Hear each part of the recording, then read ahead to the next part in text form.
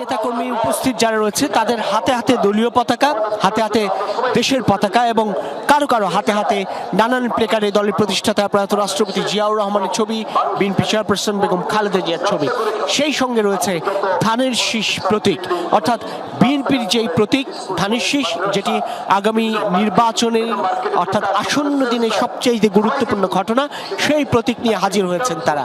এবং নেতাকর্মীরা অনেক বেশি উজ্জীবিত, অনুপ্রাণিত এই অর্থে যে নির্বাচনের আগে বিএনপির ভারপ্রাপ্ত চেয়ারম্যান তারেক রহমানের দেশের মাটিতে থাকা বা দেশের মাটিতে আসা এবং নির্বাচনকালীন সময়ে প্রচার প্রচারণা বা নির্বাচনী কার্যক্রম যখন পরিচালিত হওয়া শুরু হবে, সেই সময় তারেক রহমানের বাংলাদেশে অবস্থান সেটি তাদের আগামী নির্বাচনী প্রতিযোগিতায় এক ধরনের গতি সঞ্চার করবে বলে মনে করে সাধারণ নেতাকর্মীরা।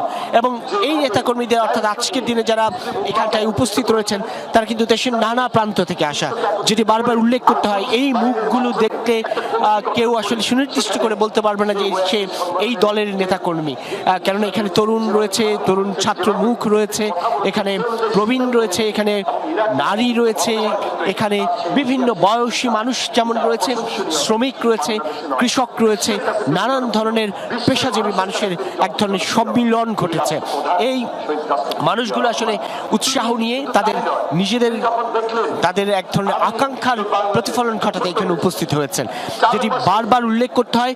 বিরল উপস্থিতি এবং বিরল উপস্থিতি, এত বিপুল সংখ্যক সাধারণের সমাগম সাম্প্রতিক ইতিহাসে তো নয়, বাংলাদেশের ইতিহাসে আসলে কবে কখন এমন করে ঘটেছিল সেটি বলা মুশকিল। আফ্রিকা আর মেক্সিকান মশলার মাইন্ড ব্লাস্টিং ফ্লেভারে ডিটোস পার্টি হবে জোস যদি থাকে ডিটোস। এবং নেতাকর্মীরা বলছিলেন, বিএনপির তরফ থেকে বলা হচ্ছিল এই উপমহাদেশেই এমন উপস্থিতির ঘটনা আসলে বিরল, নজিরবিহীন। এবং বাংলাদেশের ইতিহাসে নিঃসন্দেহে, বাংলাদেশের রাজনৈতিক ইতিহাসে এটি একটি ঐতিহাসিক দিন, ঐতিহাসিক মুহূর্ত। 17 বছরের নির্বাচিত জীবন শেষে একজন রাজনৈতিক নেতৃত্বের বাংলাদেশে স্বদেশ প্রত্যাবর্তন বা দেশে প্রত্যাবর্তন, দেশে ফেরা, নিজ ভূমিতে ফেরা।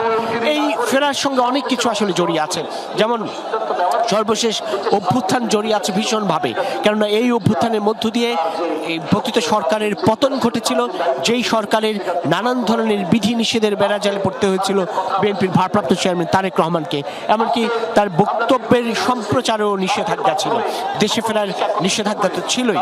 এবং সেই সঙ্গে বিএনপির ভারপ্রাপ্ত চেয়ারম্যান তারেক রহমান যখন এই 24-এর অভ্যুত্থানের নেতা কর্মীদের দারুণভাবে সংযুক্ত করেছিলেন, সংগঠিত করেছিলেন, সম্পৃক্ত করেছিলেন, বারবার সেই ভিন দেশে বসেই অভ্যুত্থান সফল করার আহ্বান জানিয়েছিলেন, ছাত্র জনতাকে উজ্জীবিত করেছিলেন।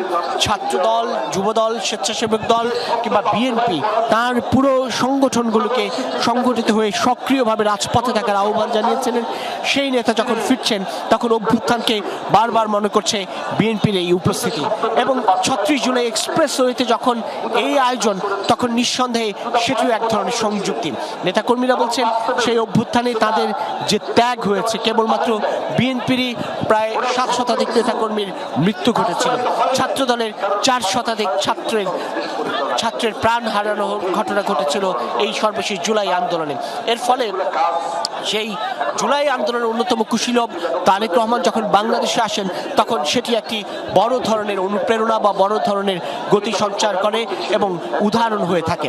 এবং একটা বিষয় উল্লেখ করতে হয়, তারেক রহমান আজকের দিনে যখন দেশে ফিরলেন, আজ তার দেশে ফেরার প্রথম দিন, দেশে ফিরেই এই যে দীর্ঘ যাত্রা শেষে এখনো বিমানবন্দর থেকে এই পথে, অর্থাৎ সেই 12টার থেকে যদি ধরি 12টা, 1টা, 2টো, 3টো, 4টা, 3:30 পর্যন্ত সময় পর্যন্ত আসলে এখন পর্যন্ত এই এক্সপ্রেসওয়ের জনগণের প্রতি কৃতজ্ঞতা প্রকাশ স্থলে তিনি এসে পৌঁছতে পারেননি।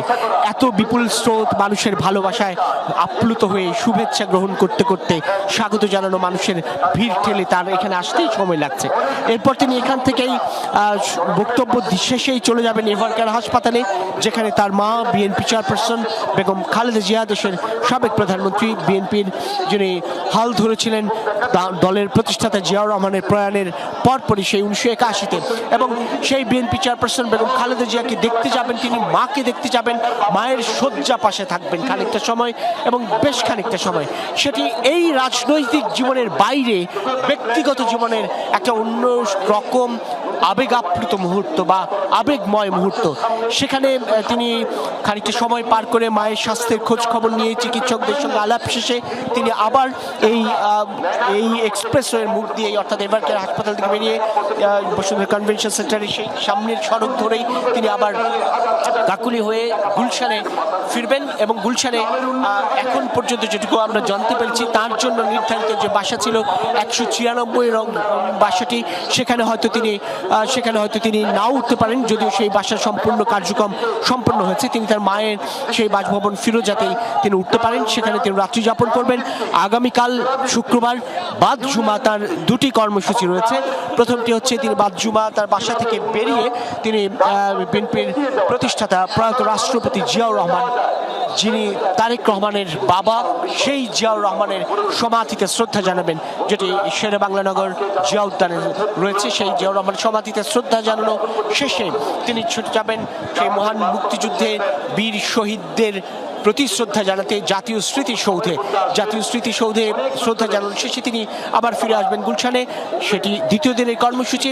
এরপর তৃতীয় দিন অর্থাৎ শনিবার রয়েছে বিএনপির ভারপ্রাপ্ত চেয়ারম্যানের বেশ কিছু গুরুত্বপূর্ণ কর্মসূচি, যেটি বলার আগে বলে নেই, মাত্র যেটি আমরা দেখলাম ছবিতে, সেটি হচ্ছে যে পুরো পথ আসলে স্টাক হয়ে গিয়েছে একরকম, অর্থাৎ ভিড় ঠেলে তিনি আসতে পারছেন না, ব্যাপারটা এরকম। সেই বাস আটকে যাচ্ছে অনেক সময় মানুষের উপস্থিতির কারণে। তারপরেও আইন শৃঙ্খলা রক্ষাকারী বাহিনী সরিয়ে দিচ্ছেন জনসাধারণকে, বাসটি ধীর গতিতে এগিয়ে আসছে, হাত নেড়ে নেড়ে প্রত্যেককে শুভেচ্ছা জানাচ্ছেন, শুভেচ্ছা গ্রহণ করছেন বিএনপির ভারপ্রাপ্ত চেয়ারম্যান তারেক রহমান। যেটি বলছিলাম, শনিবারের কর্মসূচি, শনিবার বিএনপির ভারপ্রাপ্ত চেয়ারম্যান তারেক রহমান, যেটি সঙ্গে আসলে গুরুত্বপূর্ণ ঘটনা সেই 2008 সালের ঘটনা বলতে হয়, যখন তিনি চলে যান বিদেশে, সেখানে তিনি এক প্রকার রাজনৈতিক আশ্রয়ে ছিলেন। সেই পরিপ্রেক্ষিতে তিনি দেশে ফেরার পর যিনি যেহেতু নির্বাচনে অংশগ্রহণ করবেন, সেক্ষেত্রে ভোটার হওয়াটাও অনেক বেশি গুরুত্বপূর্ণ এবং নির্বাচনে মনোনয়ন জমা দেওয়ার শেষ সময়সীমা খুব সন্নিকটে। এবার তার ইসিতে যাওয়ারও কথা রয়েছে আমরা জানি। অনেক ধন্যবাদ রবিন, আপনি অনেক তথ্য আমাদের জানাচ্ছিলেন। এটাও জানাচ্ছিলেন যে রাস্তার দুপাশে যে লাখ লাখ নেতাকর্মী, তাদের ভিড় ঠেলে সামনের দিকে অগ্রসর হতে বেশ বেগ পেতে হচ্ছে এবং হাত নেড়ে নেড়ে সবার অভিবাদনেরই জবাব দিচ্ছেন তারেক রহমান। যেমনটি আমরা টেলিভিশন স্ক্রিনে দেখতে পাচ্ছি, তাকে বহনকারী যে লাল রঙের গাড়িটি, সবার আগে বাংলাদেশ লেখা যে গাড়িটি, সেটি এগিয়ে চলছে খুব ধীর গতিতে।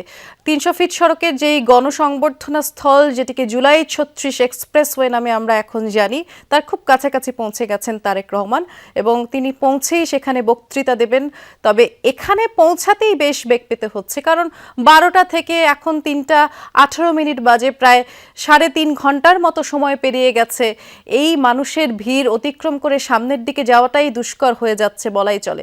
এর আগে আপনারা যেমনটি জানেন, বেলা 11টা 40 মিনিটে তাকে বহনকারী বাংলাদেশ বিমানের ফ্লাইটটি ঢাকার মাটিতে অবতরণ করে এবং বিমানবন্দর থেকে বেরিয়ে ঠিক বাসে ওঠার আগেই তারেক রহমান জুতা খুলে বাংলাদেশের মাটিতে পা রাখেন, হাতে এক মুঠো মাটি নেন। তার জন্য একটি বুলেট প্রুফ গাড়ি আগে থেকেই প্রস্তুত ছিল, সেটিতে না উঠে তিনি এই লাল রঙের বাসটিতে ওঠেন, একদম সম্মুখ সারিতে কিছুক্ষণ বসে কিংবা দাঁড়িয়ে এবং সবার সাথে হাত নেড়ে নেড়ে অভিবাদন জানাতে জানাতে এই সম্মেলনস্থলে এসে পৌঁছেছেন।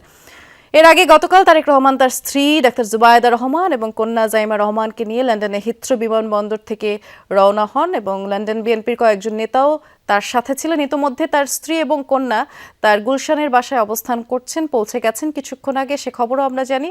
আমাদের সহকর্মী রাসেল আহমেদ আছেন এই সমাবেশস্থলেই। রাসেল, রবিন অনেকক্ষণ যাবৎ সেখানকার চিত্র দেখাচ্ছিলেন, কারণ রবিন এই বাসটির খুব কাছাকাছি জায়গায় অবস্থান করছেন।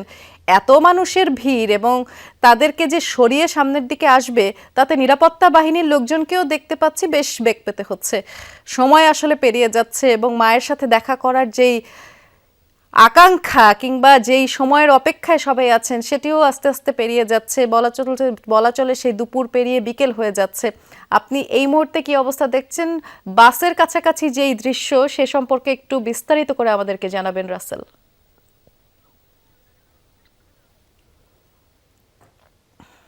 হ্যাঁ, বৃষ্টি ঠিকই বলছিলেন। আসলে তার মা 3 বারের প্রধানমন্ত্রী, তিনি এই ঠিক কাছেই তিনি চিকিৎসাধীন রয়েছেন। ফলে সেখানে যাওয়ার তার আগ্রহ তো নিশ্চয়ই আছে, সব সন্তানের আছে। কিন্তু রাজনীতিবিদদের বেলায় যেটি আসলে হয়, তার নিজের জীবনের থেকেও অনেক সময় বা পরিবার